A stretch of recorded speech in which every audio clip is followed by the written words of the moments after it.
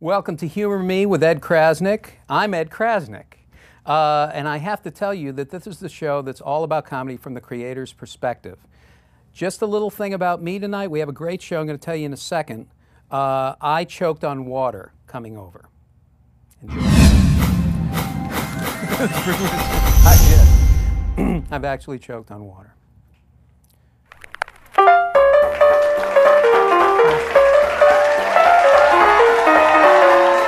See, that opening, that opening piece used to be 5 minutes long, and I said, let's just shorten it. Let's make it real. Let's keep it real. We have a great show tonight, and I'm going to tell you who's here in just a second. I really am, because they are here. This is the thing. This is the magic of this studio. We are located 10 blocks from Ralph's, and we are studio adjacent. My career is celebrity adjacent. I'm not with, but I go close. And I have to tell you that I'm wondering, I'm going to ask these guys this question tonight because I am incorporating this into my life. The pointing to the sky when you do anything. When I get up in the morning, that's what it is. Because I think it's very powerful. I think it's a powerful gesture. You're signaling that there's some... So I've been watching a lot of baseball, and you know what? Because I'm going to do this. Yeah, I've told the story before, but I'm going to tell it again because you're going to do who's on first by yourself. I pick up the ball and I throw it to who? I have no self-identity. But what do you mean, who's on first? I don't know who I am. I get it so mixed up. I've just created a classic bit for you. Isn't that fantastic? You know what? You did. I'm going to do that. That's the whole thing. I'm going to do this for you right now. This is the story, and then I'm going to introduce. We're going to talk to John Ross and Ron Babcock, who are not in the group Men Without Hats. We'll explain that later. This is the story. It's 1978. And the Red Sox have blown a 15.5 game lead to the Yankees. Remember it well. You remember it. And now we're watching, my father and I, on the edge of the king-size bed, which I think was the size of a football field. I think that Vince Lombardi actually had the Packers practice in the bed at one point. It's and it had a bedspread on it that looked like it was finger-painted by an angry Jewish housewife. It was very strange. I had this thing, and I'm watching, and my father's right here, and I'm here, and we're watching the 12-inch black and white Philco television set with a coat hanger antenna, because we used to use it to shield communication. If we needed to talk to one another, we'd carry. And so, because there had to be sound. There was a wall of sound in the house. Anyway, we're watching, and we're scared. We're Red Sox fans. In that era, we were scared. So Ron Guidry's on the mound. He's like 23-3 that year. You couldn't touch him. He was a Cy Young guy. And lefty, and Carl Yastrzemski, my father's idol, gets up to the plate. And Guidry throws one on the outside corner, and Yastrzemski reaches out and hits it, and it's going, gone. And I look over at my father, and my father is crying. Tears are coming down his face. And I said, "Daddy, you okay? Why are you crying?" And he said, "Because, Ed, I'm trapped in a marriage I don't understand." And so, with that, we come to my guest tonight, who, first of all, John Ross and Ron Babcock. John is a writer, an actor, a comedian, consummate in all three levels, and a catcher, I understand. Baseball catcher. No. And Ron is an editor, a writer, a stand-up. And you both have something in common. You're both wearing hats. No, you both have something in common, and you worked on The Life and Times of Tim on HBO together. Yep. What the fuck is up with that? No, I don't know. I've never sworn on the show. Tell me a little bit about how you work together. What it's like to work on that kind of a show, and is it different from the other? No. No, we're not telling. It's a guarded secret. It's an animated show on HBO. This is its third season. My first season, I wrote a bunch. Mine as well, and actually helped edit a bunch of episodes that John wrote. It's kind of cool. Basically, an animated show, you spend all your time in front of a computer, You know, there's no time in a set or anything. It's just in front of a computer. I mean, sometimes you go to the voice recording session. Sure. But it's neat because, you know, you could do anything. You know, if you want to change the setting, you could change the setting. You know, just, you know, whatever you want to do, you can basically do. But you were saying as an editor, in this show, you got a lot more leeway than you get on most shows. Yeah, I was surprised at how much creative freedom I had just to like kind of help put my mark on the show or my imprint. And so that was kind of fun for me, just like kind of editing audio takes and having a big voice and how like art should look and stuff like that. So, you know, you definitely felt like you were part of the episode, which was kind of nice and kind of fun. You know, I want to give a little background on you guys, and I realize I jumped over something that I wanted to show them. I've got a couple videos, short videos. I want to show them one of you, Ron, because this is a window into the kind of person you are, I think. And this is Ron on the road. We're going to talk about road gigs and things like that, too, later. But this is Ron on the road, I think in Miami, in a hotel room. He decided to make a video. Guys, let's take a look at Ron, then we'll come back, we'll talk some more, and then we have something for John, too. Let's try that.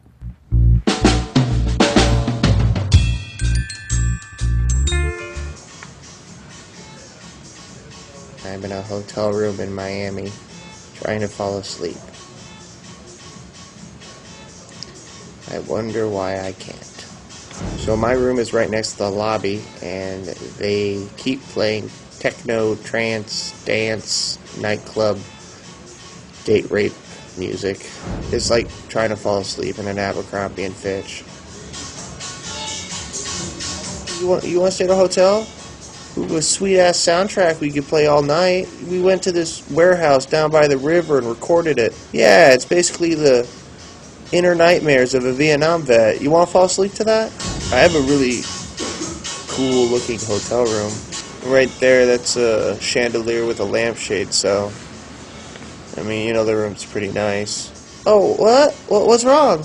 Why wouldn't you be able to fall asleep to fucking laser sounds and dual whammy bass drums? I don't know what they use to make this music, because I don't listen to this music, because I like myself. I can't think of any more jokes. I just want to go to bed.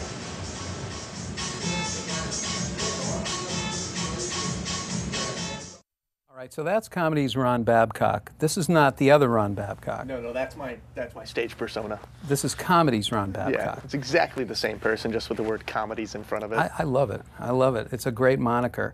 And are you a good traveler on the road? Are you generally good on the road? Like at comedy or just at the aspect of traveling? Whatever you wish. I'm pretty good at traveling, guys. I pack light. I could sit in a Southwest coach seat, no problem. I've been around the world a couple of times, and I've learned to just kind of get by on a little bit. Comedy, on the other hand, ups and downs. Not so good. Ups and downs. Ups and downs. There's been some good times, but Nevada, small casino town. Nevada. Yeah, that was just a terrible time for everyone involved, including the audience. Nevada. Nevada or Nevada? I don't know. Nam or I'm in Nam. Have you worked? Nambla or Nambla? Depends on what side of the pants you're on. You have done a lot of road stuff. You've done the road. So long ago. I mean, it's a different life. It's a different life. It's even, you know, actually, I got my letter in the mail today. My honorable withdrawal from SAG, because. They have those? Yes. Honorable withdrawal? Yeah. What is an honorable discharge from SAG like? Does Elliot Gould come to your house? I was discharged for not being gay. But let's prove them wrong right now, bro. Will ask, please tell. I don't know what I'm saying. No, it's just so I don't have to pay dues anymore, because I'm not actively trying to. I've been paying dues all these years, Right? But I'm not actively seeking, acting work. I'm not seeking comedy work. Right. I didn't want to be on this show. I understand. I mean, all I do. I had the strong arm. I am in show business purely for the rejection, and I get plenty of it on the writing end. So I just write. What I love is that you've planned it out perfectly. Yes. But the thing about I'm trying to be a farmer. You know that. You're a gentleman farmer. I want to be a gentleman farmer, and so first I have to be a gentleman. Right. That's the hard part. Right. No, I am trying. I feel like the guy in the bad heist movie who it's like, I need one more big score and I get out. It's like, that's it. And then the phone I rings. get the bison, and no, I'm the guy. But the phone's going to ring. We need a wheelman. No, I'm making that call. Oh, I'm okay. trying to get the one last score. Okay. Because I need to hit once, and then you're I'm done? Get that out. dream, though. And then I'm going to get my bison. Yep. Get my heritage turkeys. I already got chickens in the backyard. I have goats. I want all. That's what I want. I want to get out. I don't could do want it that. anymore. You don't want it anymore. Well, it's nice because if you doesn't want it grow anymore. chickens and you grow vegetables, you just made something. Like, Yes. there's a feeling of it's accomplishment. sustainable living. You're Yes. feeding yourself. This is the most important skill for people. There's two skills.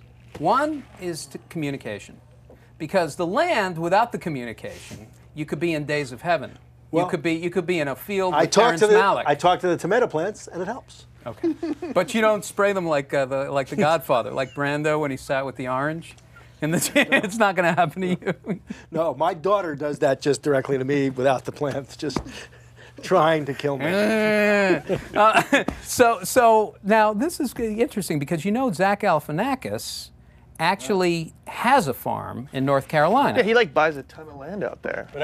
But he sits on had a. it before did he inherit that like from his? I don't know. I ran into him one day and I said, "What are you doing?" He said, "I'm living in North Carolina. I have a farm." That's where he's from. I think he had that farm. It was a family farm. But he said I wanted. livestock. He said, I'm learning how to grow food, and I have a tractor, and I'm learning how to deal with livestock. Yeah, no, that's what I want to do. I think it's because, when you live a creative life where it's constantly just full of rejection. Like you could slave over a script, hand it to someone, someone who has power, and they just like turn their nose up at it. But when you grow a vegetable, like, damn it, I grew it, you eat it, there's a sense of like finality to it. Guy who says, look at that eggplant. It says, know, I I think we're going to go a different way. Before I came here tonight, I had to feed my daughter, and the vegetables she ate tonight, the cucumber and the green beans and the cherry tomatoes were all from our garden.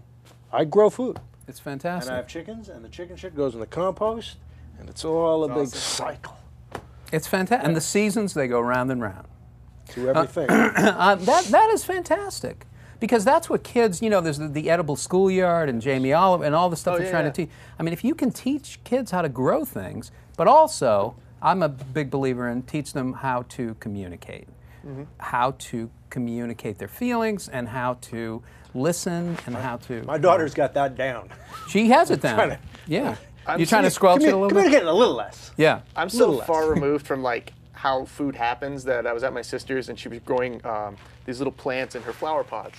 And I was like, what's that? She's like, oh, I just planted a garlic clove in there. And I was like, wait, you mean it just grew? Like, I forgot that if you just add sunlight and water, things grow. Yeah. Blew my mind. It is amazing now 32. how far Blew my removed. mind. It's amazing. Now, you grew up in Wilkes-Barre, you told me? Yeah, I grew up in like Wilkes-Barre, Scranton area, home of the office. So it's just depressing. It's depressing. Yeah, famous for like coal mining and, depression. You decided not to be a miner? No, Grandpa did enough of that. I decided Really? to graduate and get the hell out. And Your grandfather was a coal miner. my grandfather was a coal miner. Came over from Slovakia at the age of 21. Had his house built and paid for by the age of 27. Wow. Yeah, he would totally those. I feel like I should run for political office just because I can actually say, my grandfather was a coal miner. He built this Joe country. Biden lived in Scranton until he was 9 years old. That was it. That was it. Yeah. Yeah, he had short pants, and then he got out of there. Then he got out. What you guys comedically? Let me switch to that for a second too, because we're going back to the land, but you're still comedy people. Yeah. You work in the comedy industry. It's a tough industry of trained professionals, no, of competitors. Tough. I'm giving the Jerry Maguire speech now. What in terms of like what you want to do, the big score. What is it? What's the big score?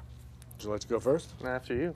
Well, to some extent, for me, it's it's opportunity. What is there an opportunity for me to score at? You know what I mean? So I've got this one project that is at a certain point a kids TV series on Nickelodeon, which that'd be great. I would get created by credit, hopefully, because it's been rewritten somewhat, but I think I'd still get created by credit. That would be great. But I'm also pitching another show that's a little bit closer to my heart, to the Sci-Fi Network, which is a sci-fi show.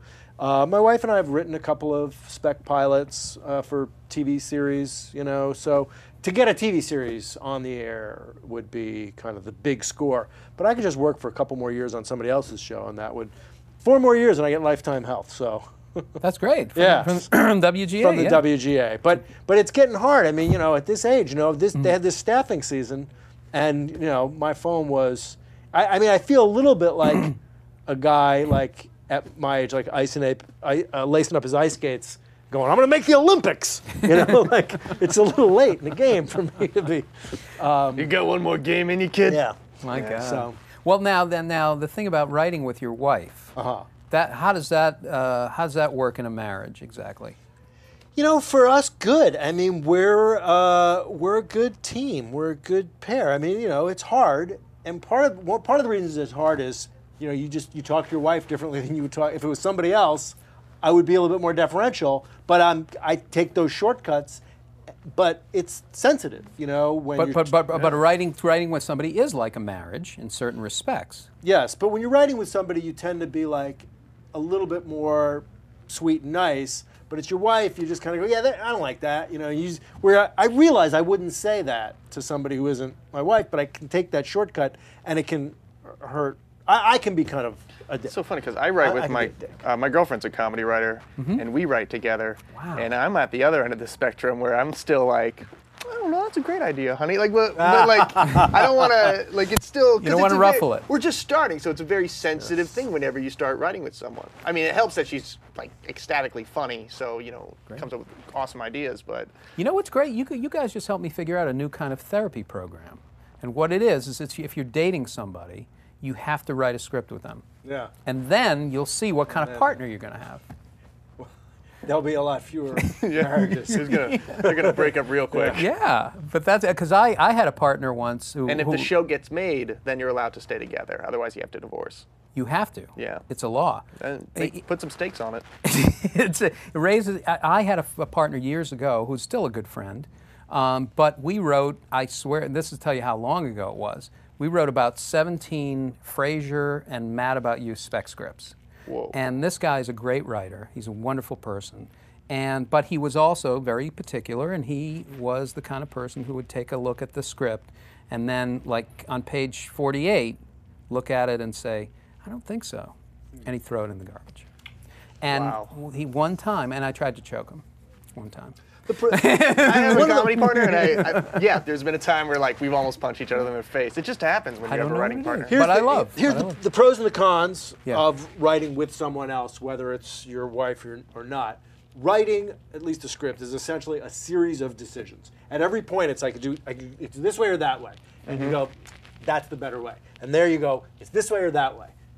That's the better way. So you just keep doing that. So at every point, there's a chance for an argument. It's like, I think this, I think this. What do you do? Right. You know what I mean? Right. But that's the con. The pro is there's really more than two ideas, and with two people, you realize, oh, bang, bang, bang, bang, bang. You can find tons of different stuff. You find tons of different things, and it's like, oh, I didn't even think of that one. So you have more different choices, but there's still a chance for disagreement at every. Whereas by yourself, it's as many things as I can think of, but I always choose which way I want it to go. Whereas you have to kind of sometimes go, I would have gone that way, but we'll see. And sometimes you're right, sometimes you're wrong. Right. Sure. It's all part of the process. But you let go a little bit. You don't necessarily fight for everything. You don't fight for everything. No. Or even half. I let go a little bit more, just by how passionate the other person gets. I'm like, if you feel this strongly about this and you have a hunch that this is going to work, let's go for it. Because if it doesn't work, then we could always change it. Okay. Boy, I'm going to write with you guys. I like what you're doing. I like that. I like that approach. Were you, Ron, were you influenced? Well, let me say this. Growing up in school, did you know what you wanted to be? I wanted to be a priest.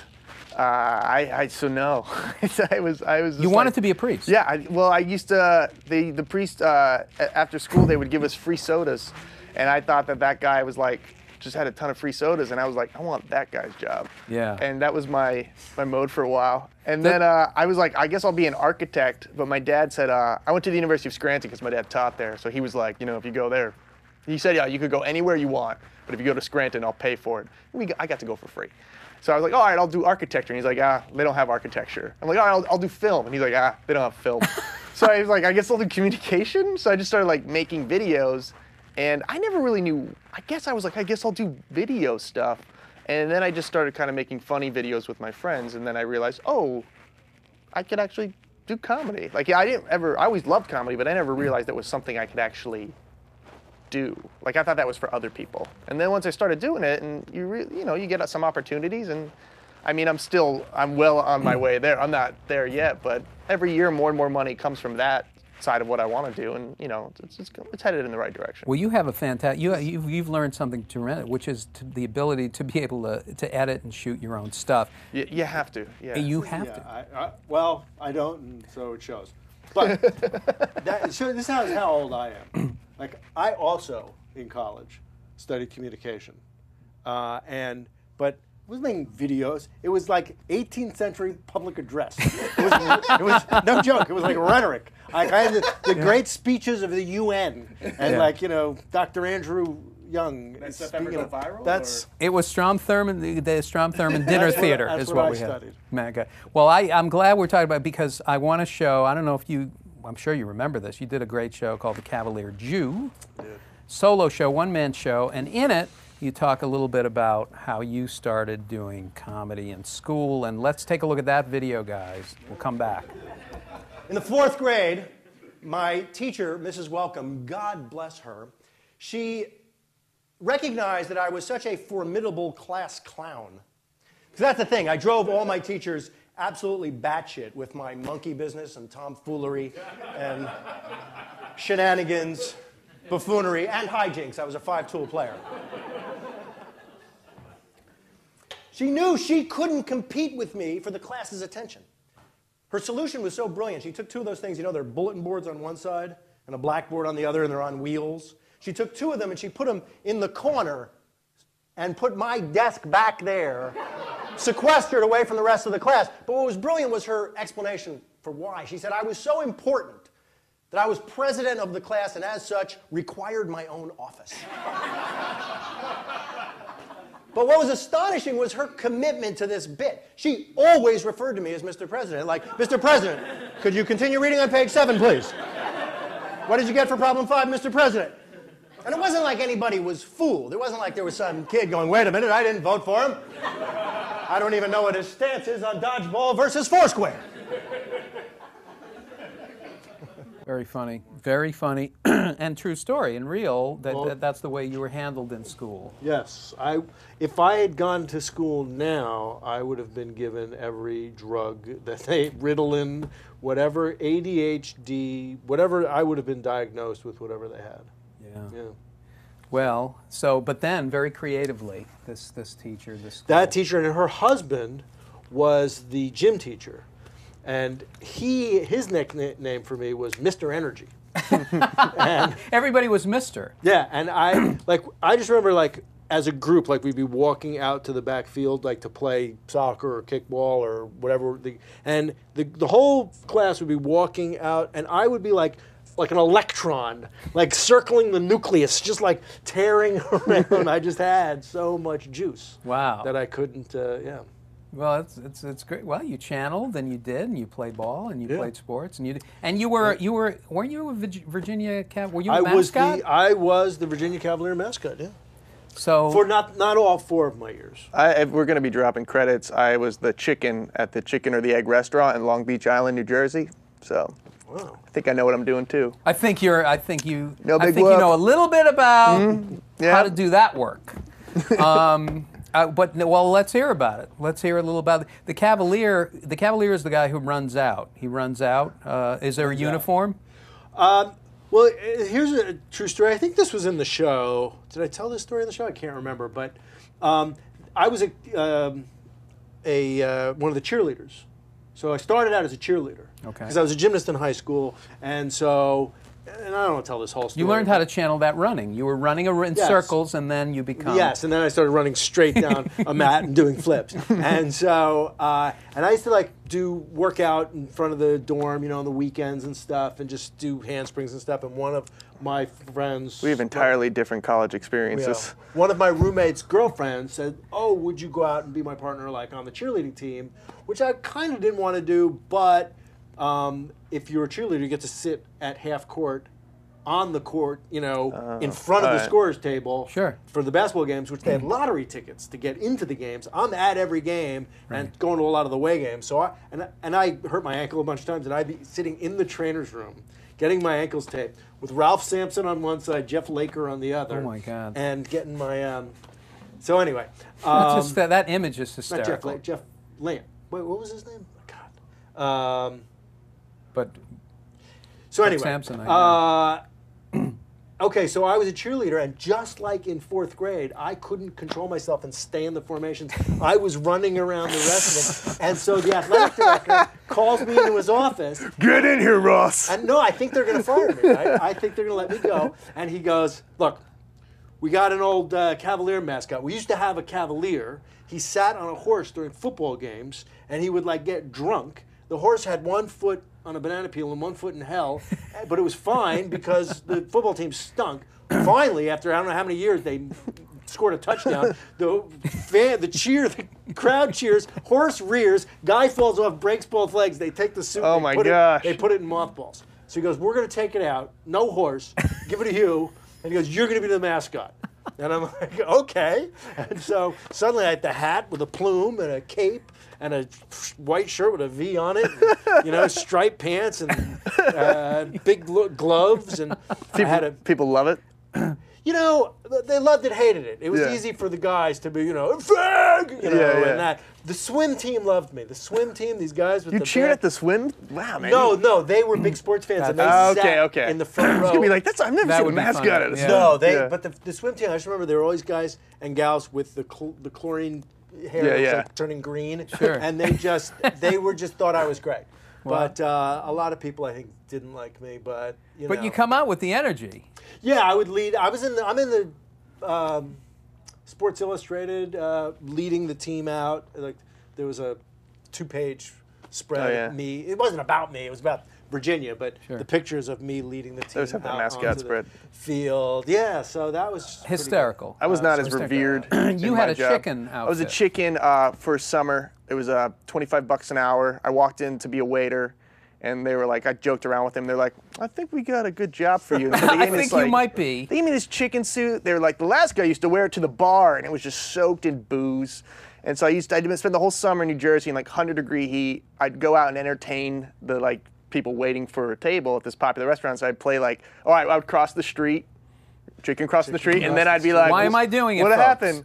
Surprising amount of people gave me the bird. Got flipped off a lot that summer. I played the newspaper as bongos and would skateboard, and people would always try and take off my head, but it was strapped underneath for that reason. And so they take it off, but it would snap back down.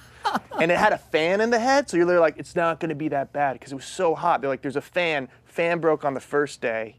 And so I remember just drinking those water pitchers that you see at any pizza restaurant. I used to drink 2 of those a shift. And I would get out of it and just be disgusting with sweat. And they never washed the thing, so I'd always climb back in, and the suit would still be wet from yesterday's sweat. It was just disgusting. Oh, yeah. Great job. Good times. But look at how far. Yeah. Look at how we go. Brad Pitt used to be a chicken. Is that true? Yeah, that's true. So that makes me feel kind of good. I guess that is good. You got Brad Pitt as a chicken. He also used to work at Burger King. Well, listen, that's a legitimate job for a man of his ilk. Mm-hmm. I don't know. Just last year he was working there. It really was kind of sad. After Thelma and Louise. He would have it his way. Yeah, he had some bad choices. Now, you guys, you both do stand-up. Yeah, I know it's been a while, maybe not, and maybe for you too. You still do. Yeah, I do stand-up every week, all the time. It's my main thing. Still do it around. Do you still do you tour around where you go on the road? Yeah, a little bit. I have some friends who, I go on the road sometimes. It's a bit more difficult when you have a full-time gig. So sometimes I get away for a weekend here and there, but not as much. I don't know, I have a lot of friends who've gone down and they do the road, and I see them just kind of doing the road, and they're always out of LA. They're barely making ends meet. So I've kind of made a decision where I'm gonna do the road when I can, but pretty much just stay in LA, and because sometimes I'll be out and then there'll be opportunities that come up and I'm just not in LA to capitalize on them. Sure. Because I'm busy making $400 at some shitty club. Yeah. I understand. I haven't worked in a club in forever. The last thing I've done is I've done some coffee shops, and I keep getting calls from, Robin Roberts, Comedy Shmamedy. No. Oh, well, if you ever Please want to introduce me. Oh, well, she calls me every once in a while. I goes, hey, I got to, it's one of those kind of things where she's always moving to a different spot. She's got some coffee shop up in the valley now, and she calls, oh, it's really great. You should come and do it. And I'm like, I feel like I don't have anything to say. But then, because I'm busy working, now I'm not working, so stuff comes to me and I write it down, and I want to be able to say it someplace. So I might sign up and go do a little comedy. Well, your stand-up, but and I haven't seen enough of your stand-up to know. It's fantastic. Well, your comedy It's really great. Yeah, I mean, you would have to absolutely. They don't just. It's not like that label was just created out of thin air one time before an open mic and kept because it got a laugh. Something happened. No, yeah, Mr. Comedy gave me the title himself. Oh. Pretty big deal, guys. Pretty big. Mr. Comedy. Yeah, Mr. Comedy himself. Yeah. Wow. If you don't know, mine came from the Lady of the Lake. I don't know. Well, now, your style, John, it's just a classic stand-up style. Your storytelling. It's like it reminds you of Robert Klein in a way. I mean, but it's a style that you don't, people don't come out and just do an act now. There's got to be some kind of weird thing going on with the character, or maybe there's some weird thing. You came out, you told really great jokes, really good observational stuff, and stuff that came from your life experience. Mm-hmm. It's fantastic. Wow. It's really good. Do you miss doing it? Because writing is a different. It really is a different animal. I guess I do. The idea of leaving the house at 9 o'clock at night when I'm already I've got my you can't do. No, yeah, no. those days. If I watched the movie Comedian, the Jerry Seinfeld movie, and I was watching it one Friday night, it's like 11 o'clock, and I'm watching the movie and I'm thinking, this is the time for the second show, Friday, right now. Right. My wife is sound asleep, and I'm thinking, I'm a dead man. I don't even know how did we do this. I know how I did it. I wasn't married. You didn't have kids. That's the thing is just like, you have a kid. I mean, it's all of a sudden, it's like, oh, I have responsibilities now. I can't just dick around my life. I have to take care of this living thing. Right. I mean, that'll force you to grow up pretty quick, I'm assuming. Yeah. Jake Johansson, who we started together. We've been best friends for... I love that guy. I got 25 years. Amazing. And our daughters are the same age and are best friends. Sure. And so he has a daughter, but he has to travel. I mean, I think it's tough. It helps that, he's playing at all the really nice places and, but he has to be out of town too. I opened for him, and I remember he bought a car that weekend, which was he bought a Mini Cooper, which is funny because the guy's like 6'5", and I just see him like driving. His like knees are around his ears. He was so happy to get this Mini Cooper. He traded in his giant truck. Yeah, so way more fuel efficient for the Mini Cooper. Were you and sort of if you guys were going to pay to see a comic, not that you would go into a club now with the responsibilities, you're going to pay to see somebody. Who's it going to be? It's easy. Me, because I get a cut of the door. And that's the way show business works, ladies and gentlemen. Here's the bit I want to do that I'm dying to do because one of the hard things about living in LA is you're bound to live next door to an amateur actor who's going to invite you to their play. Right. And our neighbor, and he'll never see this. By the way, if you guys want Our neighbor is a guy who is like in his 60s. But he's been acting. He acts in these shows at the what's the one? Promenade? No, the one right up up the Santa Monica. No. No. La Jolla? No, up. But he probably does there too. Yeah. Like the real amateur. Like they were doing a Neil Simon. Yes. And not a good one. That guy could dole out some shit. He left on the 25th floor. Rumors. Have you heard it? It's like it's stilted. Oh yeah. Bad. Yeah. And so we go like, let's go see. Let's support. Yeah, let's go see our neighbor in this show. Everything from the now? second it starts, you're like, oh my god, this is gonna be terrible. Like the very first, now this show did go on tour to Guantanamo. Where they didn't like it. Well, at the intermission, you had the choice to see the second act or go get waterboarded. What do you think most people chose? It was the Kill me now! the touring company at Guantanamo. That's It was- fantastic. The oh, Guantanamo Theater Players present. So That's fantastic. I have a friend who is actually off to Sweden. She's a very good actress. They're doing a festival in Ingmar Bergman in his house. In his house. He's dead, Whoa. of course. But in his house, they're doing plays that he did in a festival. Now, here's the very funny thing Pretty about big this. house. I don't know how it's going to turn out, but can you imagine? Liv Ullmann shows up, people who are new Bergman, people who are in love with Bergman, they're at his house, they're looking at a theater, they're looking at the plays, and the acting is horrible.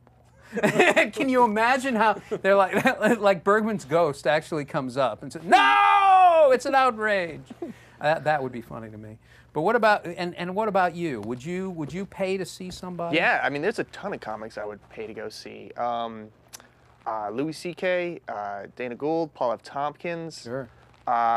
Patrice O'Neill. Patrice O'Neill is great. Yeah, I mean, I would pay to see. There's so many comics out there that I love watching, and there's a lot of comics who I kind of like are a couple levels above me, like Kyle Kinane or Kumail Nanjiani, Pete Holmes, like all these guys who kind of, you know, most people don't know who they are, but I watch them, and a lot of them are from Chicago and New York, and they're just fantastic comics, and they're that next wave of people who are going to be very famous and successful at this, just because they're just amazing to watch people be so good at something. And yeah, there's a. I mean, luckily I don't have to. Usually I could get into shows for free, but if I had to, I would definitely pay to go see shows. Is there a movie that you'll put on that, like, when you're down, when you're a little down, you're a little depressed, or like something that'll save your life? Like, sort of, is there a save your life kind of movie? Is there like late at night you're going in?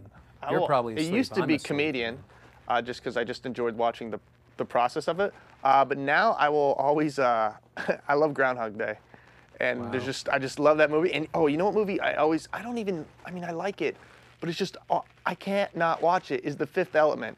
It's always on TBS. If it comes on, I have to close it down. I have seen The Fifth Element so many goddamn times.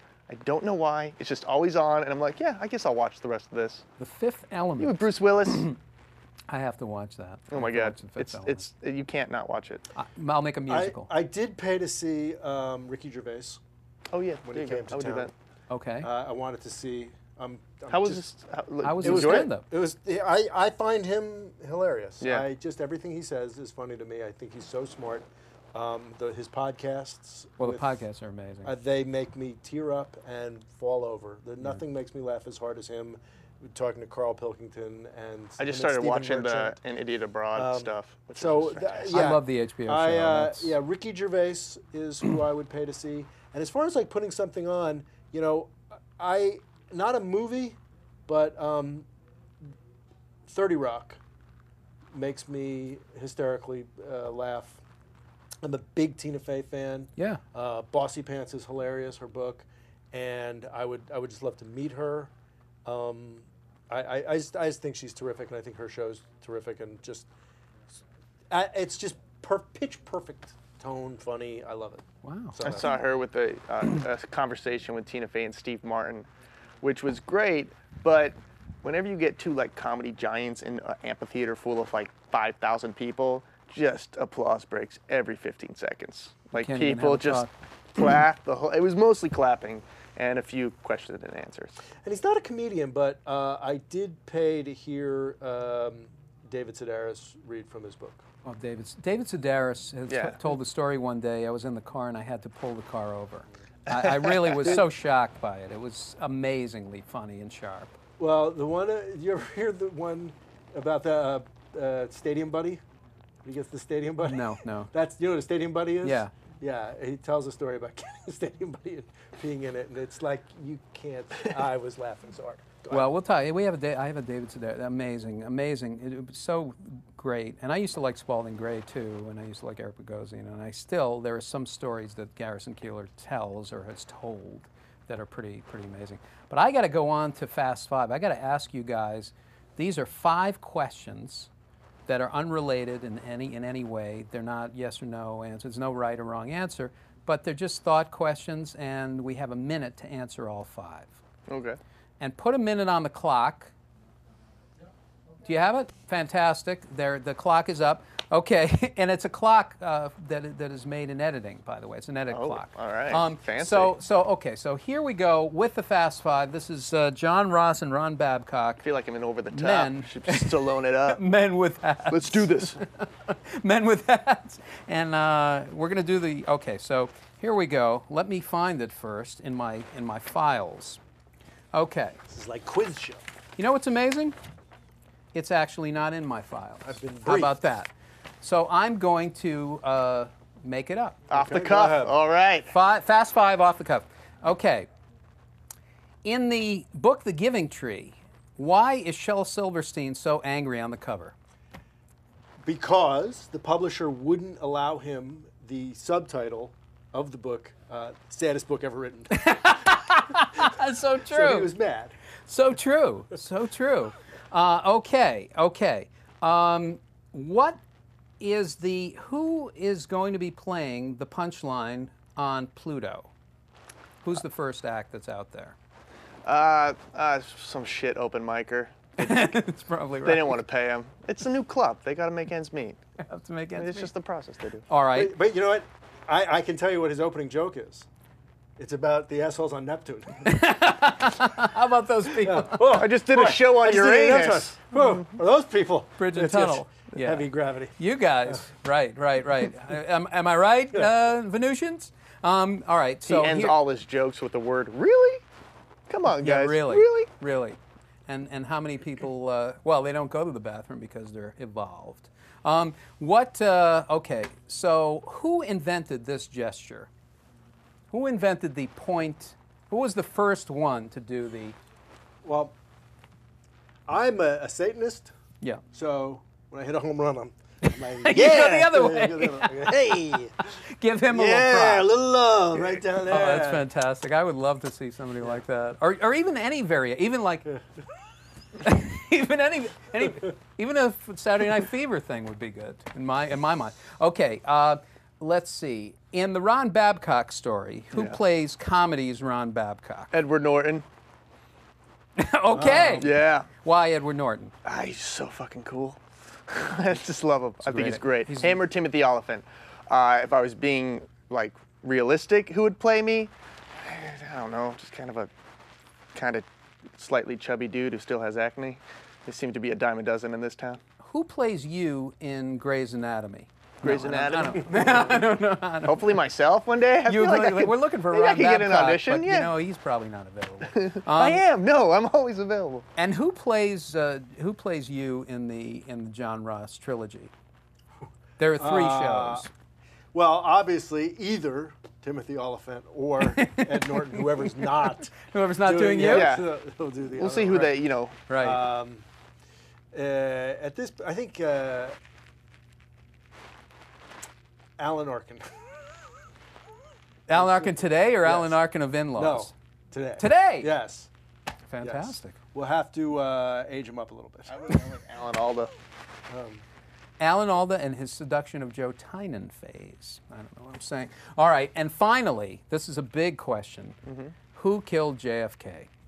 And please take as much time as you like. But show your work. Yeah, show example. It was a triangulation, is what it was. I believe it's a riddle wrapped in an enigma. Yes. In a conundrum with a puzzle sauce Sure. sort of drizzled on the top. Sure. So the shooters don't know who shot Kennedy. It wasn't the bullet that killed him. It was high cholesterol. He just happened to die just as the bullet hit him. So Right. I mean, it really doesn't matter. The guy ate terribly. He had rich sauces and heavy creams, and you shouldn't be doing that. Heavy French diet. You Heavy can't do creams that. and rich sauces. He looked good on the inside. On the outside, he looked good, but on the inside, he was a terrible mess. Yeah, it was a mess. I had a girlfriend who thought that her grandmother thought that Jackie set it up because she had found out and she was very angry. My mom always says it's. She always turns and she's like, "It was our government and the mafia. You'll find out. You'll find out. 20 years. 20 years. You'll find out it was the government in cahoots with the mafia. I Well, love your mother. I think She's it's great. Oh my God, she's hilarious. she's- she doesn't know she's being funny, but she's hilarious. She's wrong, not about the government and the mafia, but about finding out. We have not found. There's only one man who knows the truth, and that man, of course, is Oliver Stone. Look it up. All right. I want to thank you, John, and thank you, Ron. A pleasure. my pleasure. Pleasure Thank to you. meet you. Yeah. We're just about out of time. I want to encourage you to visit the Humor Me store. It's just punch in Humor Me and write me. I'll tell you something. We have some fans of this show. Actually, the mayor of Newark, New Jersey, Cory Booker, is a follower of this show, and I want to invite you to come on, Cory. And I see you, and you're doing a good job. I'm like Romper Room now.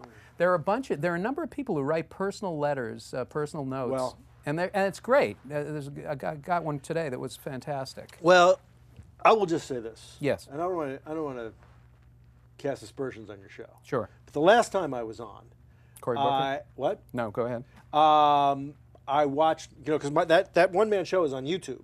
Yes. The Cavalier Jew on YouTube. So after I had been on the show, I went to YouTube to see if my number of hits had gone up. Yes. And it didn't. It didn't go up. Didn't go up. It's going to change. It's all going to change. There's a huge marketing campaign right now. I can't talk about it. And Yep. I got Went down. contacted by an old acquaintance, kind of a gal pal, and I saw you on the show, and I went, wow, she says, you look great, look really cute. I maybe said something on Facebook, and you know why she watched? I thought that was great. You know why she watched? She's dating Mike Ferrucci, who was on the show. That's hysterical. That's fantastic. Good for Mike. I'm glad to hear that Mike is dating. Mike, So am I. Mike, I don't know. I'm going to call you, Mike. I'm going to Yeah, call Mike really Ferrucci. needed it. I don't know who he is, but He did. No, Mike is the greatest guy in the world. And Mike, you talked about Nevada. We're going to close with this. Mike Ferrucci, I played Catch a Rising Star in Reno with him. He rented a Cadillac wherever he went, and it had separate controls. He said, how are you? Are you a little cool? Because I can turn it down. So he's on the road. He comes out. This is the thing. We played the University of Reno.